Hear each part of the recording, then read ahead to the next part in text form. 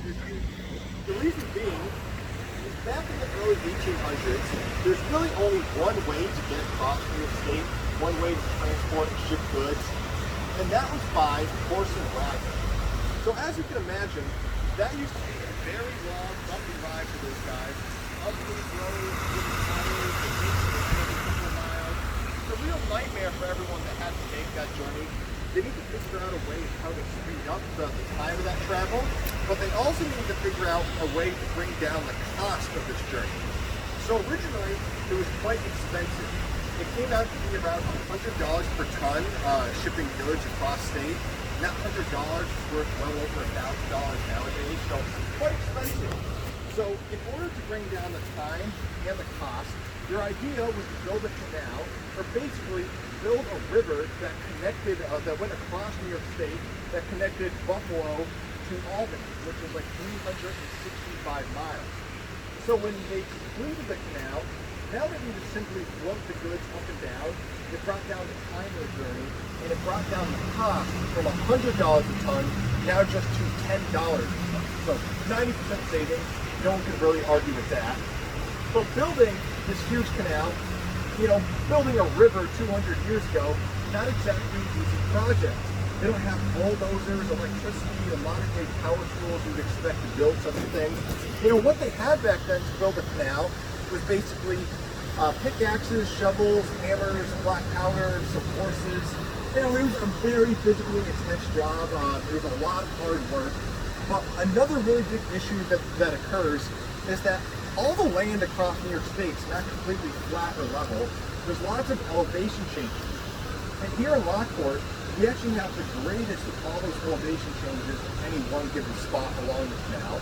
So from where we're standing right here to down at that like rusty metal train bridge down there, there's a 50-foot elevation drop. And boats, they don't exactly go up 50-foot waterfalls. I suppose they could go down a 50-foot waterfall, but you're not going to be in one piece after that. So they need to figure out a safe way to get boats up and down from this elevation change. And the solution is the locks. So these right here that we're looking at filling back up, these are the modern day locks that are put in 1918. We'll see what's left of the old locks in a couple minutes as we cross back over them. But I'll kind of just, you know, take this time to go over like how locks work, you know, what they do. So I like to think of locks as like water elevators for boats. So let's say a boat was trying to go down. So if a boat just came from our left right now and was trying to go down, they would have to wait for this water to be all the way back up at the water line right there. They would come in, the doors would open, they'd come into this lock, the doors close again, and this water would drop 25 feet down. As this water goes down, it fills the lock down below it, up equal with it. The boat goes into the next lock, and then that water goes down another 25 feet until it's equal with the canal again. Same thing in reverse if the boat is trying to go up. So that's pretty much how locks work. It's just a constant cycle of bringing water from up and then sending it down until the boats are level. It worked the same exact way with the old locks. The only difference is well, in 1825, there was no electricity. So these doors and all these valves and everything, they had to be manually hand cranked open. That was the way they opened and closed these gates to let the boats in. So very hard job for those men to be cranking those doors open all day long with all the pressure of the water up against them. It actually came out to take about 2.5 to 3 hours for one boat to pass through the old locks back then. So that's a bit of waiting, but it actually got a lot worse than that because it was never just one boat trying to get through back then. Everyone's trying to ship their goods up and down the canal. Long lines are forming, and now waiting in a line, average wait time came out to be around 2 to 3 days of waiting here in Lockport to get through. The longest we have on file of one boat waiting to get through, that was actually just about 3 weeks of waiting. So yeah, you weren't going anywhere back then. You were going to be stuck in Lockport for a couple days, a week, maybe close to a month. So what in the world are you going to do that whole time while you're waiting? You're obviously not just going to sit and wait in your boat. It was a very small, cramped little wooden boat. You want to get out. So basically, if you knew you weren't going anywhere for all that time, you're going to get out of your boat, explore the town, get something to eat, get something to drink, find a real bed to sleep in. If you want to be entertained, maybe go to a play or something like that. basically those travelers, they spent money, and that's really how all of Lockport came to be, is off of the money of people trying to get out of here. Which I kind of find to be a little bit funny, but like honestly, there was really nothing here before they built the locks to the canal. This would just be a big, open, barren piece of land. It's not until they dig the canal right through here in the locks that the town starts to slowly form up around it. So we experienced many great years of growth and expansion here in Lockport, but it really all came to an end once they built the new locks here in 1980. And that's really just because the new locks go a whole lot faster. You no longer have to wait 2.5 to 3 hours to pass through them. It actually only takes about 15 minutes, which is great for travelers now. Your journey got a lot quicker. It's great for business and industry at the time. They were shipping more goods faster than ever. But it's not great for Lockport, because now you don't have all those people waiting around, getting out and spending money around the town. They just sit in their boat, they wait their 15 minutes, and they're gone. You never really see them again. So that pretty much marks the end of Lockport's expansion. And we're pretty much still around the same size as we were back then. So that's just kind of a brief recap on the canal and the locks. But I want to start to get into talking about the actual cave that we're going in today, since it is a cave tour. So the cave, it also, like how this comes up into this conversation, it also has to do with the locks and the canal. It has to do with our 50-foot elevation drop here in Lockport.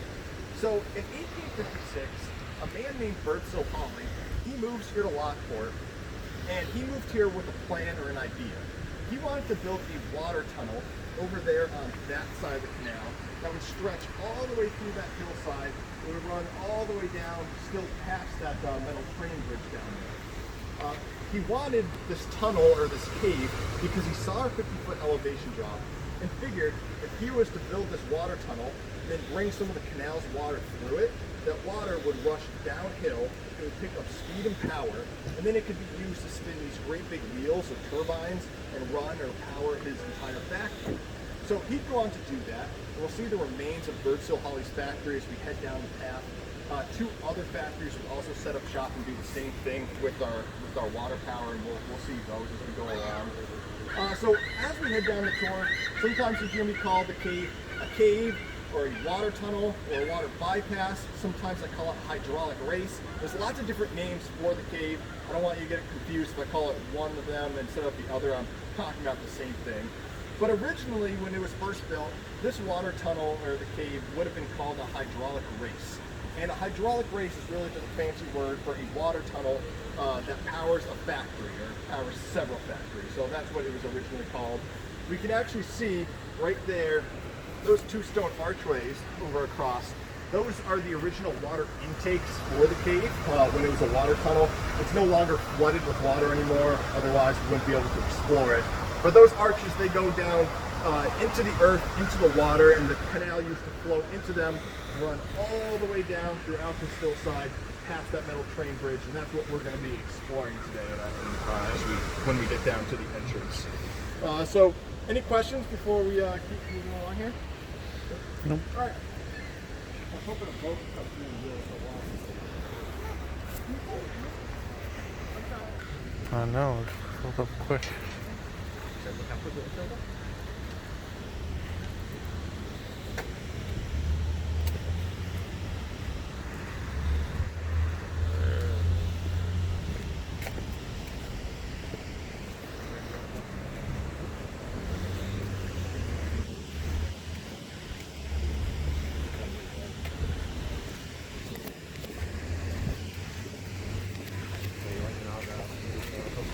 Yes, I am. So yeah.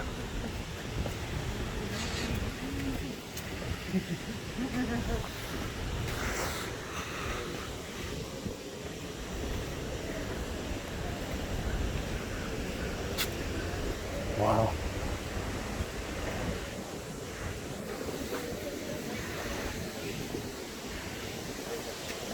I know.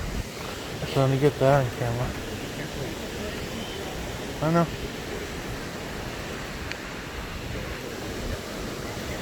Alright.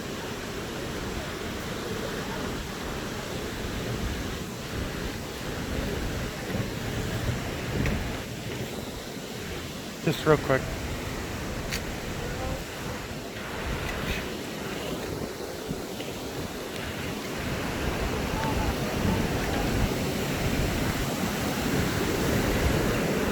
Oh, wow.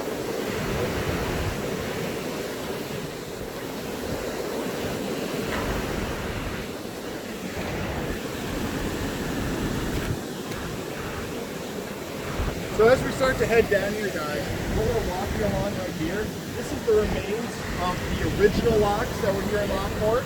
So they were known as the Flight 5. They work exactly the same as our modern day locks over there. The only difference is, as you can notice, they're a lot smaller, they're a lot more narrow and shallow. They can only fit one boat at a time. And there's actually a reconstruction of the packet boat down there on the locks, that little wooden boat you may be able to see down there. That is the typical ship that was coming through here in the 1820s, like through 1850s. Very small, very cramped. If you have to sit and wait for more than a couple hours, I think you want to get on that thing. We're not there.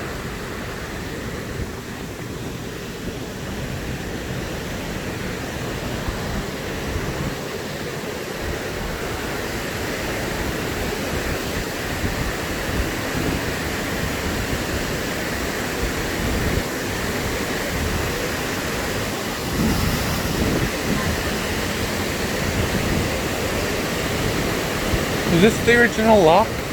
What was that? Is that the original lock?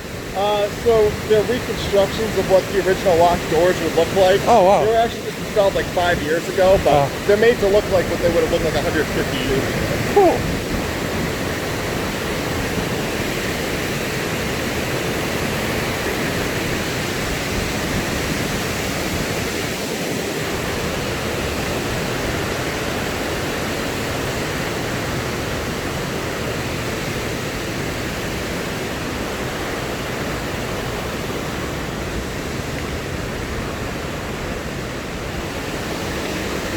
Huh.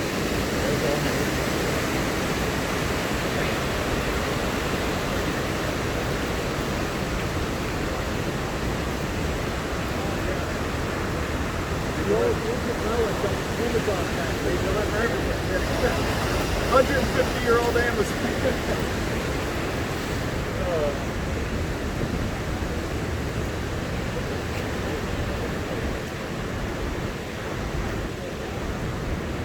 These gates were actually just installed last year, so they're meant to look exactly like they were.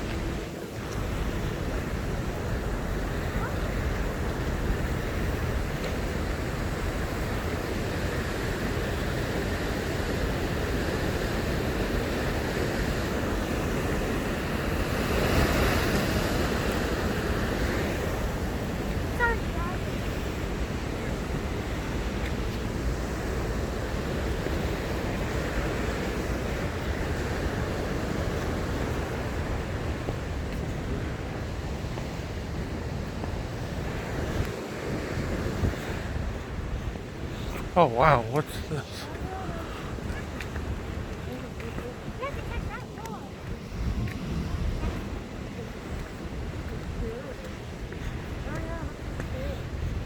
What? How high did it go? End up there, don't worry. All right. So, the good news is we do not have to lock up all these stairs right now. The reason I've stopped this here is to look at the remains of this old factory. And like I was saying before, Burnsell Hawley, he was the man that came up with the idea of the water tunnel, the hydraulic race, basically the cave. He came up with the idea of the cave to power the factory he wanted to build, and this is right where his factory would have been. So the name of it was the Hydrant Manufacturing Company. It doesn't look like a whole lot right now, but this actually used to be like a really big place. So it extended from this stone corner right here all the way down to the telephone pole right before the bridge. And it was also 7 stories high, so like up above the tops of the trees. Huge factory. They made all sorts of things here, some household items such as irons and sewing machines. But for the most part, they were known for making Birdsell Hawley's most famous invention, and that was the fire hydrant. So Birdsell Hawley, he was the inventor of the fire hydrant, invented right here on Lockport. You know, really great invention. Everybody thought so. I mean, everyone thinks so now, but not everyone thought so when he first came out with the invention. So, you know, as a lot of genius people are, when they first come out with a genius invention, no one really seems to think it's a good idea. It's a little bit before its time, ahead of its time. So people didn't see the value in the fire hydrant when he first invented it because they thought it was just way too expensive to ever be like practically used across the country. It's a lot of money to make these fire hydrants. It's a lot more money to install them throughout your city. So most people passed up on the idea and they just kept doing their like water bucket brigade like they've been doing the past hundreds of years. And that worked fine for a couple more years until the Great Chicago Fire happened. This is really the tipping point that convinces everybody that fire hydrants are a necessity because the Great Chicago Fire, basically the whole city burnt down. It cost hundreds of millions of dollars worth of property damage, and after that, everyone starts to realize it's just a lot cheaper to install these hydrants in your city than it is to have to rebuild a brand new city from the ground up when one of these bad fires happens. So now this factory is doing great. The idea of the fire hydrants really caught on. They're staying busy, taking on large orders all across the country, all throughout Europe as well. Staying very busy all the way up into 1904. Where now at this point, the fire hydrant is such a sought-after commodity. Everybody wants them. They cannot keep up with this demand anymore. They're falling way behind on the orders, and their solution to this is just to keep this factory running 24/7. So work throughout the day and the night. And that would have been fine, except for in 1904, there's still no electricity in this factory. So the only way they can work at night is with the use of lanterns, candles, kerosene, things like that to see and work in the dark. And one night in 1904, during all the rush and the chaos, a lantern got knocked over. Everyone was too busy, too tired to notice. The factory caught on fire and it burnt down to the ground. So yeah, the fire hydrant factory, the factory designed to put out the fires, it burnt down. Yeah, super ironic, and that is not the end of the irony today. Everyone's going to pick up a pattern as we keep going along. There's definitely like a theme here in Lockport that everyone's definitely going to start to pick up on as we keep going down here. Run on! Run! Run! Don't see your shadow. What is it? What is it? What is it? What is it? Just What? pay attention to it. Stop looking at you. You take videos, but you gotta listen to it. I am.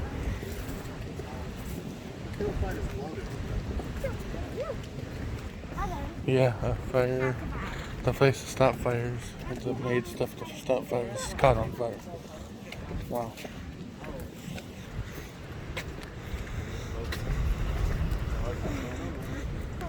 Oh wow. I wasn't lying. They're everywhere around here. All right. So this is the remains of factory number 2. So this right here was known as the Richmond Manufacturing Company. And here at Richmond, they made mostly farming equipment. So grain sorters, plows, things to be pulled behind horses. But then they transitioned into a ceramics factory. And this is kind of where things went wrong.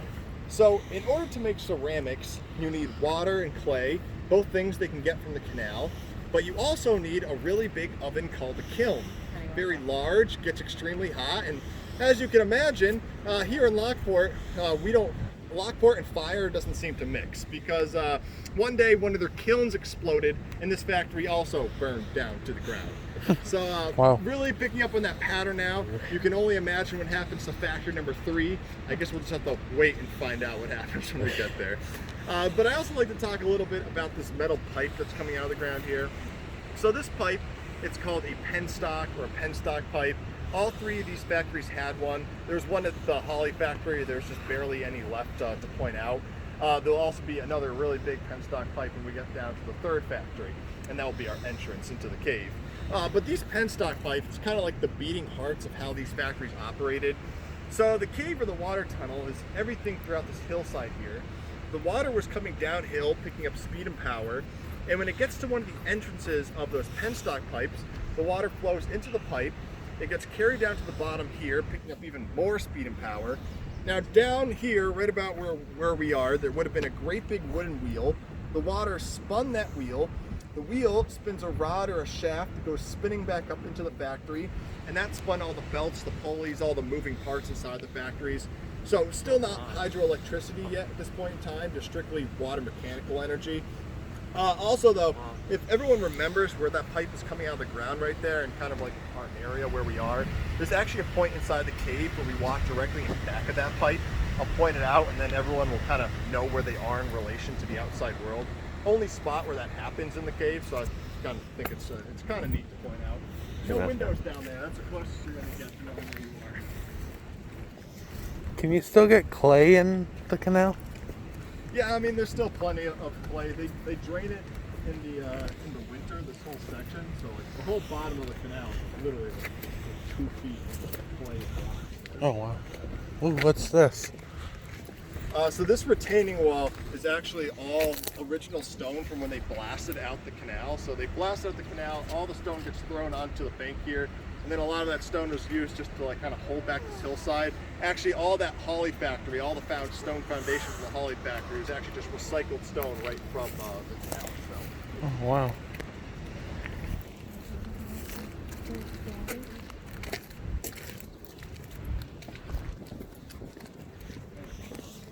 I just thought that this was part of the canal We have a factory. bike coming down, guys. Oh. So I'll just move to one side.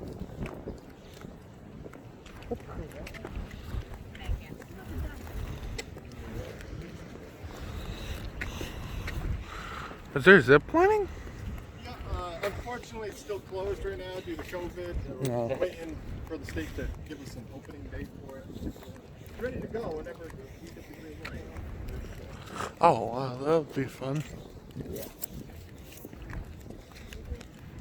So if they all burned down to the ground, do you think it might have been like a sabotage? The Holly factory, definitely not. But there actually is like a big rumor that the Richmond factory was actually purposely lit on fire to collect the insurance money on it. Because that Richmond factory was actually open all the way to like 1991. At that point, when it was a ceramics factory, it was no longer using the power of the water going through the cave. It was just like a modern day factory at this point. They had a sprinkler system, they had everything in order to, you know, put out fires. But yeah, the fire started late one night. No one was in the factory itself. So there's a lot of people that think that the owners kind of shut off the sprinkler system, forced the place, and then just kind of just walked away. Ugh. That's not technically what's in the you know, it's not how history was written. It was said the kiln blew up, but you know, a lot of conspiracy that's not actually what happened. Is this clay right here? Could be. There's definitely some silt and other stuff mixed in there. What's the difference between clay and dirt?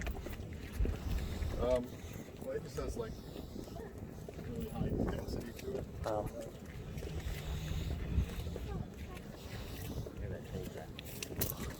Yeah, that's awesome.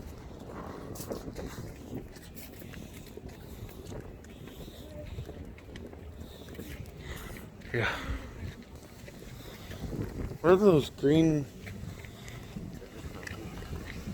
Well, geez, I don't know. We're gonna start making our way off the tap. We're gonna head up here and get the park. Ooh. Huh?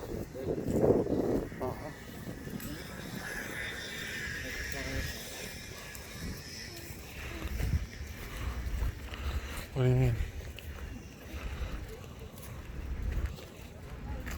What do you mean abandoned? Huh? Oh wow.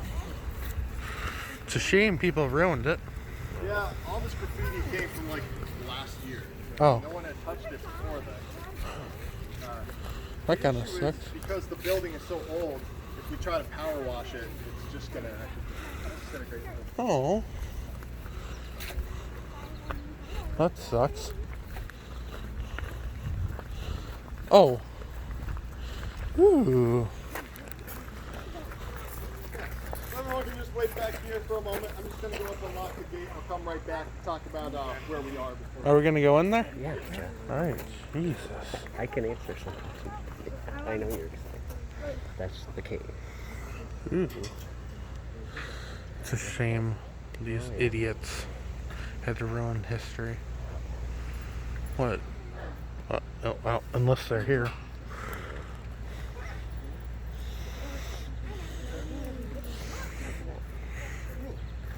So, we have made it to factory number 3, third and final factory to use the power of the water going through the cave. It's also going to be our entrance into the cave in just a couple minutes.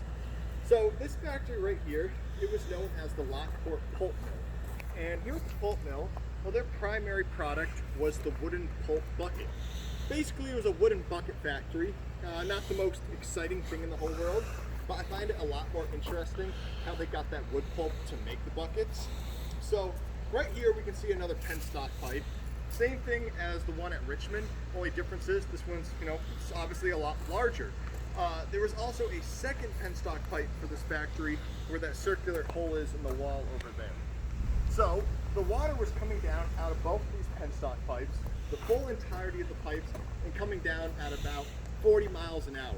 And in just about like a minute or so, we're actually going to get a little bit of water coming out of this penstock pipe right here, just as a demonstration. But obviously, it's not going to be the full pipe of 40 miles an hour, or we'd all be swept away. Just enough to get the sense of how this works. So here we go. Set to get a little bit of water right now. Yeah. So just like that, but the full thing in 40 miles an hour. And when that water came down here, now instead of spinning a big wooden wheel, instead at this factory, the water would be spinning those great big millstones back here. So there was a lot more of them. There's some other ones kind of scattered and buried into the earth around here, but those millstones were spinning with the force of the water. Two of them would be pretty close to each other. They'd actually be able to adjust the space in between the millstones. And now as the stone was spinning, they would insert trees and logs in between the millstones. And as those trees go through the stones, they get crushed down into the wood pulp. Now they have their raw material. They can take that, compress it, and shape it into the buckets. And a wooden bucket like that, it's obviously not going to last forever. After a couple of years, it starts to disintegrate, fall apart. You have to throw it away and come back here for replacement. And that's pretty much what keeps this place in business, was everyone having to come back here to keep getting replacements every couple of years. But now, this is where things start to go wrong for this factory. This factory, it actually kind of breaks the curse in a way. So this factory does not burn down like the other two. Oh. Woo! It escaped that fate. What happened here is a little bit more realistic. Basically, some smart people figured out a way of how to make a better bucket. So in the 1940s, the invention of galvanized steel comes out. Galvanized steel, it's extremely durable, very tough. It was also pretty cheap to make. So other factories just started making galvanized steel buckets, and that really meant the end of this factory, because no one's going to keep coming back here buying wooden buckets when you can now just buy one steel bucket and it's good for your whole life. So this factory really only made it about a year longer after that. It shut down in 1945, and it was kind of just demolished and everything after that point. But now at this point, guys, we know what happened to all three of the factories that use the water going through the cave. It's time for us to kind of transition into our underground portion of the tour and enter the penstock pipe. I have to be the last one up so I can lock the gate behind us. Not all that picky about who leads everybody up. All I really care about is that when everybody reaches the top of the stairs, you just kind of wait there. Just wait for me to meet up with us, meet up with everyone, and then I'll lead us the rest of the way. So, who wants to be the brave adventurer that leads everybody up the pipe, huh? You all brave adventurers? Yeah? All right. Just remember, when everyone gets to the top of the stairs, you just wait there. Is the water still going to be flowing? Yeah, it's going underneath the stairs. Oh, okay. Ooh. This is nifty.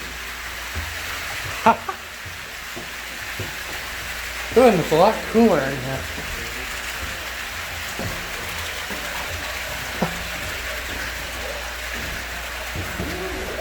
So the top right here? Alright. Oh wow. This is creepy. Right here? You gotta give everybody room. Right on. Up to the side. Let's get it. Yeah. I know.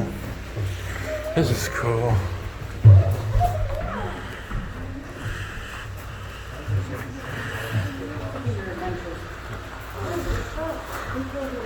Were you really that surprised that I raised my hand? Once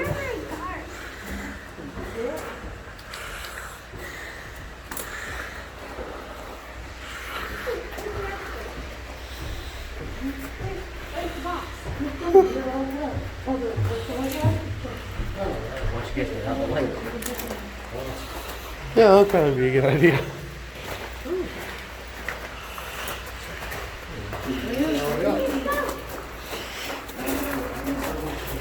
So wow, this is big, and this is just full of water. This would have just been all water. There's nothing right there. Oh wow.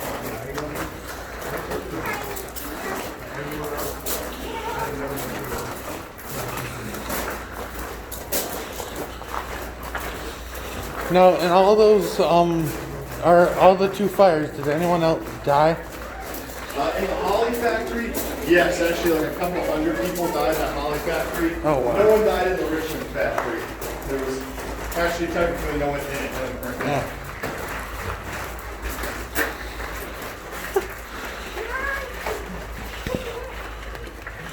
Oh wow.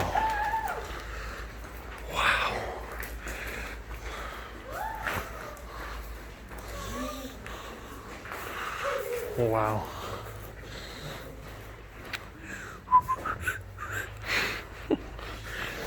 Wow. So, we have made up the pipe, and where we are now, still not officially in the city yet.